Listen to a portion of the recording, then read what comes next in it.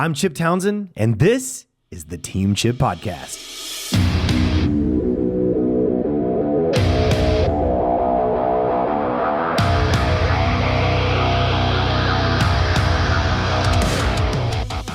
All right, guys, welcome back to the Team Chip Podcast. We're excited to be here with you today. I have Ms. Glyn Ann. How are you? I'm great. Great. She is great, always. All right, guys, today we're going to talk about maybe a little bit of a challenging topic, but are we creating leaders? And we're talking about kids, like kids. And you know what? I say kids, but really it's everybody. Adults, everybody. But are we creating leaders or just busy kids, busy people? So we're going to kind of lean towards the kids that are still at home, that, I don't know, any young age to, 18 years old, 20 years old, whatever. So for kids, sure. right? I see this all the time because, my job, my position at Team Chip is, scheduling people for coming in for their first class. And it's like, does this day work? Well, on that day we have this. Okay, what about this day? Well, actually on that day we have this. And on, and so you start going, okay, well, let's back up. What day do you have free? Do you have a day free? Yeah. And, because that's one of the questions we have to ask, are you actually, is this going to be something that actually fits into your schedule? Because do you have 2 to 3 days a week that are free? Right. Not, do you have 5 minutes that are free? Because sometimes that's what it's down to. That's what it's down to, right? Yeah. Well, I don't know. I don't want to be on here to just beat up, kids being in multiple activities, but it's changed since we were kids. Like, it absolutely has. If we even got to be in an activity, you got to be in an activity, not like all the activities, right? So it seems like today kids are just busier than ever between sports, clubs, different kinds of lessons, activities, teams, travel teams. There's all these things going on. Yeah, and I think the thing about it is a lot of them, it's opportunity to experience different things, to try different things. But sometimes that can go from being a really cool opportunity to, okay, we've got to pause for a minute and really evaluate what it is that we're doing here and what are our goals for our kids. Are we just trying to keep them, and I think that's really where we're kind of focusing on today, are we just doing things to keep them busy and keep them out of trouble, or are we helping them to grow? Right. And ultimately, it can sound like, is that the way you look at everything? And absolutely it is, right? Because that we are to raise up our children. That's what our job is. Our job is not to entertain them. Our job is not to keep them busy, to keep them out of trouble, and then shift them and slide them out the door. Preach it. But that's on. Not. Just yesterday, I specifically said these words: God gave you a gift in your child. You were to steward that child, not be their friend. I told someone that yesterday, sitting at the front counter. Yeah, because, your friend will tell you, if you have a really good friend, they'll tell you whenever you have something on your nose, but... or hanging out your nose. Yeah, to not embarrass you. But, a friend is just somebody that goes, good job, you're awesome. And a parent needs to be the one that says, actually, no, that's not awesome. That's not awesome, and that is not a good idea. Let's go, kid, right? Yeah, so, but that's... And I don't necessarily think that the busyness is something that people are intentionally doing because I think that it's just you get busy, you get in that routine of busy, and then all of a sudden you don't know what to do whenever there's that still time, and you don't, or you get so busy that you actually don't even have time to actually evaluate what it is that you're doing, and are we actually doing good? Or do we have kids that are not getting to bed until 10 o'clock at night because they go from this to this practice to that practice, and then it's 10 o'clock and they're getting... When, the lost hour, not enough sleep. Kids don't get enough sleep already, right? As you were talking a while ago about being at the front desk and people coming in and going, hey, what about this day? Well, we got this. What about that day? Well, we got this. And there's all... What pops in my head, too, is are we building the grit or the quit muscle? Because, one of the things... I think in my head about all these activities, yes, it's cool for them to taste different things because I hear this like, we want them to try a lot of things so they can find what they love. All right. Most kids kind of already, they know like I want to do karate or I want to do soccer. And if they try and they don't, then move on to something else. But my point is if you're just plugging them in things for the sake of plugging them into things And then every 6 weeks they're quitting a new sport. What are we building? We're building a lot of quit. Yeah. I mean, like, oh, I don't like this. I'll just quit and move to the next thing. I'll just quit. And it's not, and you're building a consumer, not someone that, and that you don't want a consumer churchgoer, marriage, whether it's a wife or a husband. You don't want somebody that's just about, is this entertaining to me? Absolutely. Because in every relationship that you have, every realm that you have, you don't want an employee that is a consumer that's like, well, what's in it for me? You want an employee that, of course there is a benefit there, right. But you want an employee that is going to be invested and see themselves as a part of a bigger team. Of course, that's assuming that you have a great work environment and all that, because somebody could argue that. But, you want that consumer, okay, I've tried this, I don't like that. I've tried this, I don't like that. I've tried this, I don't like that. That is just perpetuating that mindset of this is not for me, and it becomes a very self-centered life that is not good for anybody. Absolutely. Well, I think there's, back to the busy kid thing. I mean, there's lots of reasons I think why people do this today. And I'm just going to say it. I think one of them is, and it's kind of maybe counterintuitive, lazy parenting. The busier I keep my kid, the less I have to deal with them. Right. And I mean, we see that. Like, can we just drop them off? Can we just leave them? Can we bring them for that little clinic and just not come? And we'll be back when they're done, and I hate to, and yes, I said lazy parenting, man. Parenting is not an easy job. And it's much easier for me if I have the expendable income just to plug my kid into activities and keep them busy all night. When they come home, go to bed, right? And I become dependent, I think, on letting other people teach my kids about life. Right. Now, granted, I love it when parents come ask for life help. I don't mind that at all. No. That's what that conversation was yesterday with that young lady.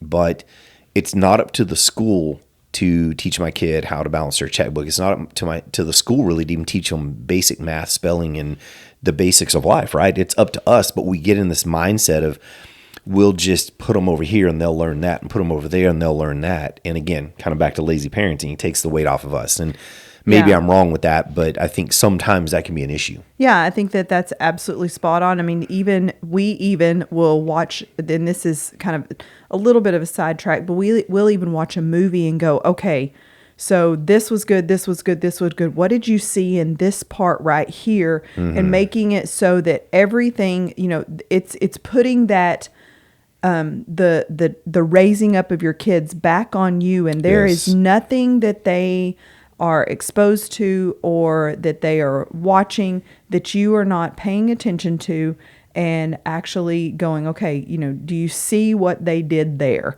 in this part, and then I think another, just to get back on track is, I think that there's also that, well, my neighbor's kid does it, so we must do it too. And, comparison is the thief of joy, baby. It is. And, the thing is, we personally benefit from that, because that's a lot of that word of mouth. People go, referral. Hey, we go to Team Chip. And it's like, well, of course, so don't hear that that's necessarily a bad thing. But when you look up and you're doing 20, literally every single day is juggled with a different activity, you really have to just step back and go, okay, are we doing this because I'm really trying to grow them?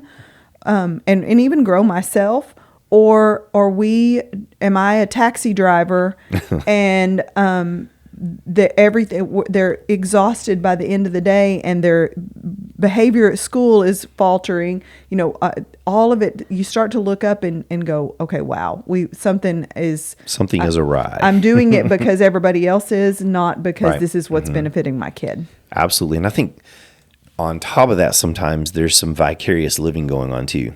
Absolutely. Yeah. Like, kind of living through seeing your kids do something that you didn't get the opportunity to do, or you weren't good at, or whatever that is, and your kids are. And I that's so unhealthy. Live your own life and let your kids live their life, but guide them in that life. Right. Yeah. And I also see, you could look at what we do and think that because everyone in our family, every one of them is in martial arts. Absolutely. But that's because we know what martial arts does. Right. And we know how good it is for them. And that's that growth. We're choosing the activity that is going to make the biggest impact. Right. It's physical, mental, their leadership skills, their grit versus quit. It's all of those things encompassed into one activity. And so I think if you were a baseball player, a soccer, whatever, and that's the thing that you want to pass to your kids, that's not a bad thing. Absolutely not. Because you also, you can kind of become an expert in that, in their eyes, for a season, at least, right. while they're young. But that doesn't mean that there's a fine line, and you have to be careful with that, because then it can become your passion and not theirs. Not theirs. Absolutely. Absolutely. I think sometimes too, we're remember, we're talking about, are we just making our kids busy, or are we actually growing them? Sometimes I think we're plugging them into all these activities because we're wanting to give them a quote unquote better life, better relative to what a lot of times I think in our mind, we think we want to have it better than we did, or have more than we did, with the unintended consequences of just, again, having them busy, not learning, not growing, creating entitlement with them, because they're just, I get to do all of these things. I'm because I am here, right? I'm entitled to these things. So I think sometimes that drive to give a better life can have a negative side to it, a pretty heavy negative side. For sure. And I think that another thing that being hyper busy, and we really weren't going to talk about this, but you go, oh, they're so busy, so I'm not going to expect them to clean up their room. We'll just let somebody else do that for them, or I'm not going to expect them. So you start taking away actual responsibilities from them because you know how busy they are. Right. Absolutely. And really it's learning to juggle responsibilities plus activities, because, as adults, we don't get to go, I really don't feel like doing this anymore. We're just going to take the next 2 months off and do what I want. Yeah. I'm going to focus on my, whatever that is, and leave everything else aside. We all know how that works out. Right. Well, I think part of the point is kids can spend years in activities and honestly not develop, right? They can. I'm not saying they will, but they can and not develop. They miss out on, you've already said it, responsibility. They don't have a lot of self-discipline, because every time something's hard, they just quit and move to the next thing. Initiative, leadership. So a lot of those things can be missing. And so something you might want to ask yourself or think about is, what skills are kids actually learning from all these activities? So if you have your kids in a bunch of stuff, is like, what are they actually getting from each one? Right. And maybe for you, there's nuggets coming from each. And then maybe some of it, again, is just busyness for the sake of busyness. And, it might be a good time to evaluate that. Right. Because, the book Nurture Shock keeps popping into my head. It's a book by Poe Bronson and someone else, I can't remember who. I read it years ago. And a chapter of the book was dedicated to what was called the Lost Hour. And from the 1950s to the 1970s or 70s to 90s, I can't remember the time frames, kids on average around the world have lost an hour of sleep. Yeah. And lack of sleep in children is attributed to obesity, ADD, autism, all of these things that are so rampant now. We're used to, one kid and, 10,000 or 1,000 had, some sort of autistic, trait. Now it's like 1 in 20. I mean, it's just crazy. But if you look at rest, man, just having kids busy for the sake of busy, I think is just not a great idea, right? Yeah. No. Kids need that sleep. And on top of that, what this is really about is, are we busying them or growing them into leaders? And leadership requires responsibility. It's not a title. It starts with teaching them boundaries and giving expectation. And, examples of like helping at home. You mentioned that a while ago, instead of, they're so busy with other things, we're going to have someone clean the room. No, you live in this house. That's how you contribute. You help clean. You take the dishes to the sink. You carry the trash out, right? And I think another thing to consider is whenever you start realizing that you're so busy and the schedule of whatever that activity is actually starting to, okay, we're going to have to for us, we've said, Sunday is a non-negotiable. Right. Sunday is, we go to church and it is family the rest of the day. But whenever you look up and all of a sudden your Sundays are pulling you away from those things, is them being a really great fill in the blank player more important than, I'll just say it, than their eternity? No, it's not. No, absolutely not. And so, that we don't have to go there, but I do think that sometimes you end up pulling away from the thing that's really good to do the thing that's just demanding so much of your time. Mm-hmm. And that's not a good thing. Right. And as parents, martial arts instructors, stewards, it's our job to help them and guide them in that process and kind of steward them, not be their buddy, right? And make the hard decisions. And so let's talk real quick because, the podcast is kind of aimed at entrepreneurs and martial arts school owners and instructors. The martial arts difference, how should martial arts, be different from just a generic activity? And what I mean by that is how can, if you're a martial arts school owner, how can you help kids to learn responsibility and do those things if you're not already doing this? And I think one of the first things I think of is developing a leadership team or some sort of leadership structure in your school if you don't have it. So examples of that might be you have a kid that's doing really well. They've trained with you for a long period of time, letting them pop out and lead a couple of minutes of a warm-up, giving them some responsibility, kind of handing them the keys for a minute and letting them operate the keys, right? Well, and like yesterday, I had a situation where I needed to take care of something and the classes were shuffling and I had 2 little black belts come in and I said, hey, can you 2 guys be my cleanup crew? And nice. And tagged off with them. And instead of me picking up the stuff from the class before, they were on it and they were engaged. And it was like, they perked up. They didn't, right. Like, it wasn't like, help. Like, it wasn't wow. like I have to clean up the bags and the dots, that were on the floor. They were like, boop, we're on it. And they thrive in that. Absolutely. Well, another thing in the martial arts school you can do is you have quote unquote a senior student. This kid, and this can all apply to adults too, but this kid, and I'll talk about that in a second, adults, by the way, but they're doing great on a particular technique, and pair them with a younger student and let them kind of help them a little bit while they're working together.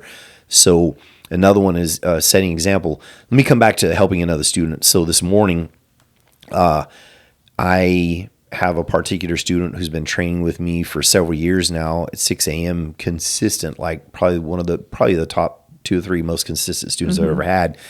And yesterday he got a chance to work with Master Machado on some particular techniques. And so I started the class, warmed the class, ran them through some of their curriculum and worked on some techniques. And I said, hey, why don't you step in and I want you to teach what you learned yesterday from Master Machado. And you could kind of see him, light up a little bit. And I think it felt kind of good. And he got to demonstrate and kind of teach and talk a little bit. But that's what I'm talking about with, let one of those little senior students step in and teach a little piece of something, right? It doesn't have to be huge. And you're there to kind of help them, walk alongside them as they do it. But giving them responsibilities and giving them expectations. I keep beating those words up, but they're so important.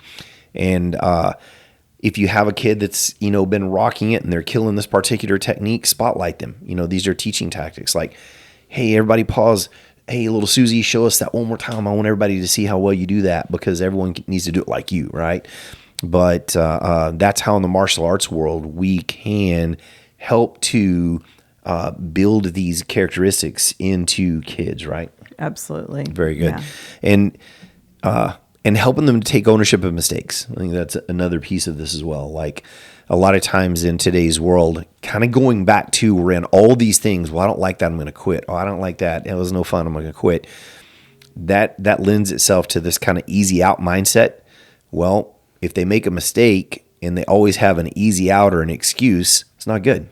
Yeah. So, we as instructors and leaders need to help them to understand you've got to take ownership of that mistake. I'm going to give you an example of this. Yesterday, I had a mom. I actually had 2 or 3 moms come up yesterday and kind of ask for a little bit of help, and I was like, awesome. So, because that's just one of the parts of the job that I absolutely love. And little guy's 8 years old, having some struggles, and it's a pretty big deal. It's a big deal. And so I said, hey, are you willing to let me help you? She said, yes, sir. I need somebody. This has been going on for a while. And I said, awesome. I said, you can't balk at anything I say. You got to stand your ground and be strong. Can you handle that? Yes, sir. I said, and you can't get weak when you walk out that door and baby him. Can you handle that? Yes, sir. She said, I really want help. I said, excellent. Bring him to me.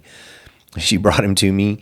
I grabbed our chief instructor, Manny, and I said, you need to be a part of this. And I brought him in there. And I said, I got down on my knees and looked him in the eyes. And I said, you're doing this. This is a problem. Your mom's talked to me about it. And we've agreed for the next 2 weeks, you're not doing a single class, but you're going to show up every day and you're going to sit by your mom and you're going to watch. You're not going to be allowed to run around and act wild.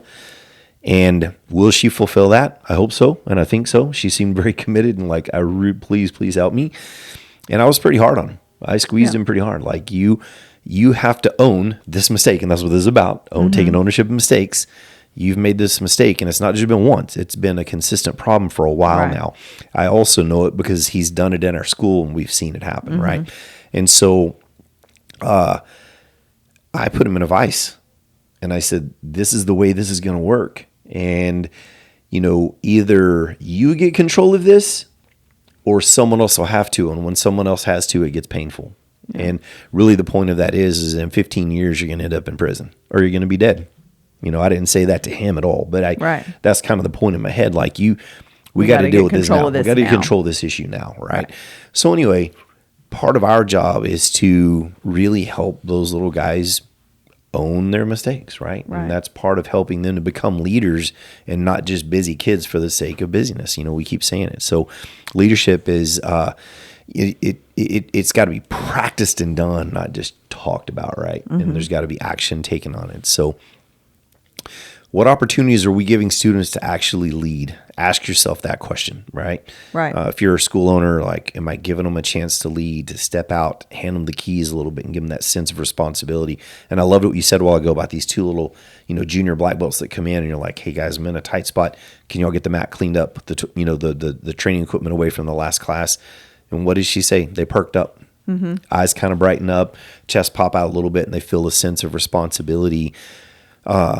I've got another one too that popped in my head that was you. The other day, we had a little guy that's been with us for a while that couldn't tie his own belt. And we usually have the kids tying their belts pretty early, right? And, of course, it takes some time and some patience with them. But this little guy couldn't tie his belt, and you pulled him to the side and you taught him how.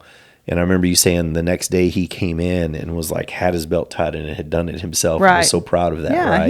He was proud of himself. Kids love responsibility. They love being taught and being trusted and having things handed off to them. Yeah, and you discover that because with him, it wasn't just an unwillingness. It was just an insecurity and I'm going to do it wrong. And, he was like, I think I know how, and he did it. That's so awesome. So parents, if you're a parent and you're listening, what should you be looking for? Instead of asking yourself, did my kid stay busy? Here's some questions, some things to think about. Is my kid becoming more responsible? Is my kid becoming more respectful? More dependable, more confident? Yes. What did my kid learn in that experience today? Here's a big one. Is it applicable to their life? And, if it's not, how can we tweak it to a lesson that is applicable to their life, that helps them to grow and become a leader? And I know you may be listening thinking, man, y'all are beating this to death. We are. Because one of the biggest things that we were put here to do was take domain and be fruitful and multiply. And part of that fruitful and multiply is stewarding our children and the next generation to not only be good, but to be better than us. Right. It's a big deal. And it has to do with eternal life, not just the here and now in this moment, what makes me happy. Right? Yeah. And I have heard Dave Ramsey talk about it before. And it's like, we don't want our kids to be 35 and still living in their bedrooms. We want them, we look at it as, I've got 18 years. And I think, maybe this is really heavy on us looking at it, because we have some that age that it's like not 35 that are still living here. That's not what I mean. But that we have the 17, 18 that age group that our time with them under our wing is drawing, it's drawing to a close. Right. And them being able to say, here you go. It's like whenever you hear, because I hear parents all the time, and you joke about whenever you have a young driver about, watch out on the road. But the thing is, and you hear people like that are mortified, terrified of their kid out driving. And honestly, if you are, that's your fault. That's your own dang fault. Because we've actually, with all three of our kids, have not felt that way. No. I mean, of course, there's always we still do it with each other. Hey, let me know you get there. Mm-hmm. There's that concern. But I'm talking about that, like you're terrified inside when they drive out of the driveway. You shouldn't be. Right. You should be feeling like, you know what, I've given them every, of opportunity. Course, things can happen. That's not, I understand that. But you have given them, you've equipped them. Fly, baby. Yeah. If go you're afraid, the truth is you did not equip them, right? Being a little nervous or a little worried, I get it. We all are. Right. I see the taillights leave and I go, I hope they're okay. Hope they do good. But I also have a big piece in my mind of knowing they've driven a bazillion miles with me in the car with them already, out on country roads. I'm comfortable with my kids going, right? Oh, yeah. Mm-hmm. I think back to the times that, for the parallel parking part, Chip has a lawn chair, and it's like, oh, I'm just going to sit here and I'll just watch you. And we've sat in the front yard with practicing. Parked my pickup in one of our other vehicles and Adam parallel parked between it over and over. And they were so nervous about scraping the pickup. And I'm like, if you do, it'll be all right. I'm not going to be happy, but it's not the end of the world. It's just a pickup, right? But, but you know what? That sense of, for them, there is a consequence. There's a consequence here. They got it quick and they paid attention, right? But I think that like how did we get off on driving is the point is they're only with you under your house for so long. And so every moment really does matter. And just having your kids busy for busyness sake and for busy. And the thing is, we talked about at the beginning that it can be for really not terrible intentions. It can be, I want you to keep them busy to keep them out of trouble. And I understand that, but just busy, just for the sense of keeping them out of trouble whenever that busyness is, because the thing that we really haven't talked about is, what environment are you putting them in for that busyness? All right, guys. So remember, in closing, a packed calendar does not guarantee character. Busy kids become busy adults, and busy for the sake of busy is just, we've talked about it, but it's not healthy, right? No, it's not. But responsible kids become leaders, and it's on us to teach that responsibility. As martial arts school owners, instructors, parents, etc., we have to do that. So remember, Glyn Ann talked about it a while ago, but we only have them kind of under our wing, for lack of better words, or under our roof for a certain amount of time. Yeah. And I will say, I think that when you're 21 and you have a child, whatever that age is, and you're young, and you've just lived that time under, it feels like it's forever. But when you're 54, like me, that 18, 19 years is nothing, it's man. A blink. You're going to blink and this can be gone. So I know that's a little different issue, but it's just the relativity of kind of age and time, right? Right. But time moves fast. Okay, guys. Well, got any last nuggets for us? I don't think so. I think we're golden. Good stuff. All right. Well, hope you guys enjoyed that. Like it, love it, share it. Let us shoot us a message. Let us know what you'd like to hear about from us. And we're thankful for you and catch you on the next one. Thank you. Thank you for tuning into the Team Chip Podcast. If you enjoyed today's episode, don't forget, subscribe, share, and or leave a review because we need you. We appreciate you so much. And without you, we can't make this happen. Remember, consistency is the key to success. So go out there and never be outworked.